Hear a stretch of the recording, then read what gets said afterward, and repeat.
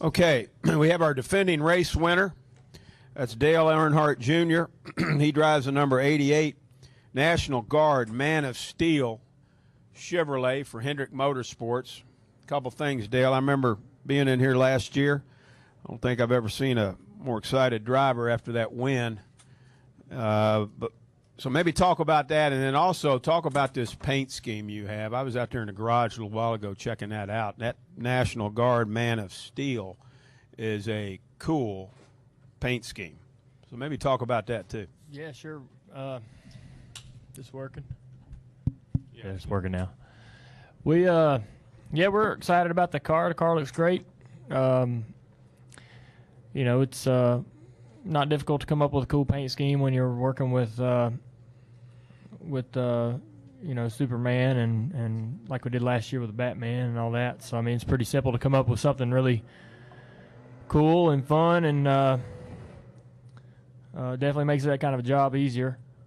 But I think the car does look good. Hopefully, it's as fast as it looks good. So that's going to be more important to be able to repeat and get the win this weekend. But we feel pretty good coming into this race. We had a great run last week that sort of hopefully got us back in the right direction. We've talked about it last week after the race, but we kind of had some misses here lately and not many hits as far as showing up to the racetrack and being competitive and getting the job done, putting together full weekends. We haven't been able to do that, but we started the season off so promising, the best I'd ever started a season, and just seemed like things were going so perfectly. And it's the way it is in this sport. You'll be think you have everything going in the right direction, and then odds and fate and everything else get in the way. But we feel like we're coming through a stretch of races and racetracks, if you take out Sonoma, that we should run pretty well at and have a lot of confidence at. Not that we won't go to Sonoma and hope to run well, we will, but the track record speaks for itself there. We did test at Kershaw to try to give ourselves a good chance of getting maybe hopefully my career best finish at that place. And we'll try to do that. But, we're just hoping for another good weekend. We'd love to get a win. That'd be, if we can get a good run, I'd put two in a row together and give us more momentum, give us more confidence. And this is a great racetrack. Enjoy coming here. Always enjoyed racing on this track. And just looking forward to getting out there and getting some practice. We'll take questions now for Dale. If you have one, raise your hand. We'll start right here on the front with Jim, then we'll go Bob, and then David. Jim Utter, Charlotte Observer. Talking to Rick earlier this week, he said that he actually thought that you and Steve and your team were performing better coming into this race than you were 1 year ago when you ended up winning. I just wondered if you would agree, if you agreed with that assessment. Well, that's hard. It's easy. It's probably easier to see the truth from his position on the other side of the fence, so to speak. It's more difficult to see growth and improvement within the team when you're part of the team. It's kind of like if you don't, when you're a kid and you're getting taller and you're 10, 11, 12 years old and you're wanting to be 6'3" one day, you can't tell you're getting taller unless you're marking the door jamb. Otherwise you wouldn't notice any change of height. And that's kind of what it feels like when you're part of the team. You don't really notice when things get a little bit better or things get a little bit worse. And so really what you end up doing is you're never really satisfied, just like that kid. You're never really satisfied with where you're at. You're always wanting to, be better. I feel like we're as good. I don't know that I think we started the year off doing so good and having so many good runs back to back there. And I felt like, we're starting the season better. We're a better team. We're able to do a better job than we were last year. but then we we came back to reality and had some rough weeks, and then so you kind of revert back to trying to scramble and trying to not feeling like you need to get better and feeling like you need to work harder, and hopefully that stuff's going to start to pay off. We're working hard and still we ran good this past weekend and I feel like we'll be competitive this weekend, but that doesn't answer the questions we have at places like Charlotte, Dover, that we got to go back to. So we still got to work hard and figure out what we got to do to get back to those places and be faster. And the answers aren't here at Michigan. They weren't at Pocono. The tracks are all too different. So we still got some holes to fill, so to speak. I'll go Bob, David, Claire. Bob Parker, Sporting News. Kind of along those same lines, when you won here a year ago, a lot of people thought, well, this will be the start of a lot of wins, and now it's been a year. So I guess why haven't you won, and how frustrating is it? Well, we've came close. We've had a lot of we almost won Charlotte last year when we ran out of gas off the corner, and I don't know if we could have won Daytona this year to beat Jimmy if we had a few more laps, but it's been good to be close. That's the difference, I think, between where we are and where I want to be. We want to win more races. We want to win numerous races and multiple races in a season, and we want that to be the status quo. We want that to be the norm. We want that to be what's expected. Anything less, when we first started working together, we were trying to figure out how to get a 15th placed combination into the top 10, and we were happy when we did. And now when we run in the top 10, it's just another weekend, and why, what do we got to do to win? That's how we feel. So I think that the perception from you guys is similar to how we feel. And we're just like a lot of teams trying to find that extra step. It's difficult to win in this sport. It's really competitive, and man, if we can just find, it's not much more for us to be able to get to that level, to be able to win more than just that off chance, such has been the case last year. Let's go David, Claire, and then to Jim Noble, and then Marty, and then we'll finish with Stan. Go ahead. Yeah, David Newton, ESPN.com. Dale, do you feel like you're in a window now of your career where this is where it's got to happen now, as opposed to 2 years down the road or even 3, that you got to make something happen right now? No, I don't really feel that urgency. I feel pretty young still. I feel like I'm in good shape. I feel young in my mind. I feel full, got good energy. I'm not burning out. I think that the passion and the commitment probably goes before the physical end of it goes in this particular sport. And I feel like I'm in the best opportunity in my career. I feel like there's a seize the moment kind of feeling because I'm in such good equipment around such good people. But I don't feel like that there's a clock in the background ticking away that's, annoying me or anything like that. Let's go to Claire, Jim, and then Marty. Claire B. Lang, Sirius XM NASCAR Radio. You recently said that you had changed it a little bit and that you didn't hang out with drivers away from the track. I've heard a lot of drivers say that, actually, that they're friends, but you can't really be friends that you race with. And I wonder if you've changed in any other way in your racing with Steve, and if you could explain that, because it was interesting.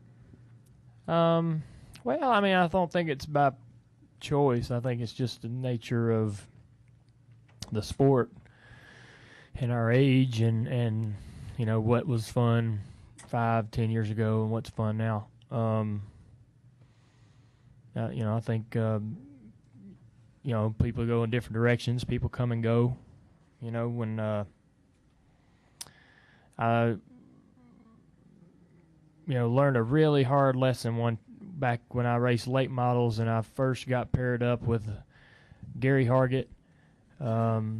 to run late models. That was the first guy I was introduced to that was really going to be a guy that I worked with and a guy that would mentor me, and he become a really, really close friend. I mean, the guy, I was only about, 20 years old. He was about 55 years old, but he was like a father in a sense, just a really big-time mentor, and I just listened to him, followed him everywhere he went. We raced together for several years down at Myrtle Beach and stuff.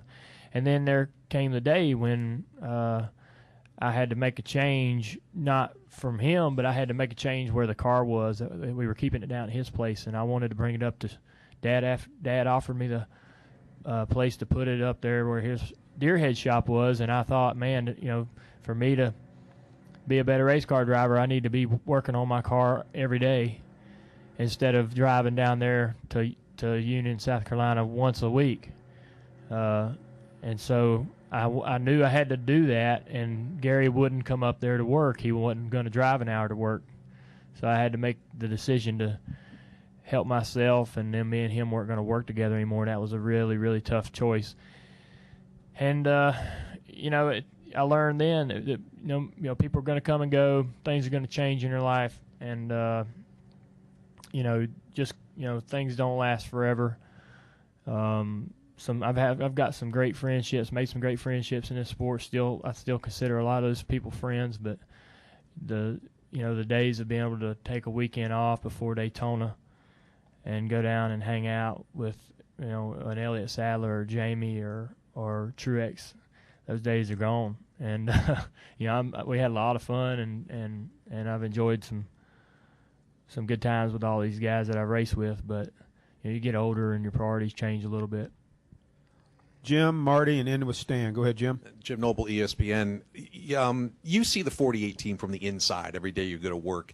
We see them from the outside. Is there a sense that the fans and the media don't appreciate what we're seeing from those guys, either during the 5 straight titles or maybe even what they're doing this year, that we won't appreciate it until it's over with?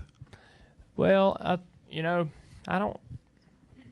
I think that there are those that appreciate it. I certainly appreciate it. I think just to sit and think about winning 5 championships in a row is, even though someone's done it, it's unbelievable. It's hard to believe, even though it's been done, and there's someone in that garage right now that's done it. It's hard to believe that it happened. And I don't see it ever happening again.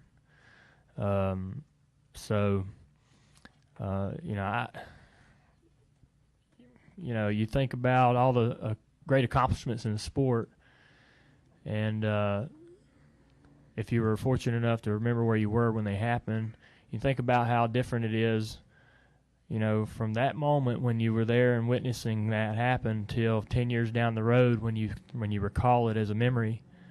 There's a bit of a difference there, but and there's probably more appreciation for how challenging and difficult of a achievement it was. But I certainly think that everybody appreciates it. I think we're still pretty much in shock that it's accomplished, that happened. Let's go, Marty, and finish up with Stan. Go ahead, Marty. Marty Smith, ESPN. Dale, what are your impressions of Jason Leffler as a person and as a racer, and what will you remember about him? I remember the pass he made to win at IRP, when he basically just sold the farm down in 1 and 2 to make that pass, and it was a really aggressive move, but that was a hungry driver in its perfect definition of how hungry he was, and we all sort of, all drivers have that somewhere inside them, and it was just a really interesting moment. I wasn't very close with him. Didn't have a friendship, I would say, but that was an impressive moment, and I thought that when I think about him, that's one of the memories that I appreciate the most. I think it said everything about him as a driver. And he liked to race. You always heard about the guy running here and running there, and he had ups and downs in the top tier series as far as the truck series and the nationwide series, but he didn't seem to let that deter him from doing what he liked to do. And if he could be racing somewhere, he was there racing. Final question, Stan. Stan Creekmore with RPMTonight.com, Dale. I asked Brad Keselowski a question. I wanted to ask you because this place just seems someplace you're in total love with. Can you name one word to describe what a lap is like here, and then a definition for the 200 laps? Because it seems like you're so much in love with this place. Well, it's just a simple racetrack that's not got a lot of challenges. It's very easily laid out and understandable for a driver. So it's really comes down to just getting your car to work, and it's there's no bumps or elevation. There's no bad transitions, nothing really that you're out there fighting or worried about or dreading. It's just a simple racetrack, and it's very wide, a lot of room. That invites hard racing and passing. So it's a place that I enjoy, but I think, a lap here, especially in qualifying, man, drivers aren't supposed to be terrified, but terrifying is a word that comes kind of close to what qualifying's like here, especially with this new surface and this tire. Last year it was a guessing game as far as whether that thing was going to stick in the corner or not. And the guys that did get, run well, I think, as far as I remember, Biffle got the pole last year on what I thought. And he was not, he was quite shook, by the process of running that lap. And it was an impressive lap. But the racing is different. Everything sort of it's amazing how much the racing itself, when you're in the race, it slows down. Everything sort of slows down, and that the laps aren't the challenge anymore. Just trying to run on the edge of the grip. You're really just trying to find some clean air, trying to find a little speed through the center, or do whatever it is that needs to help you get to that next car in front of you.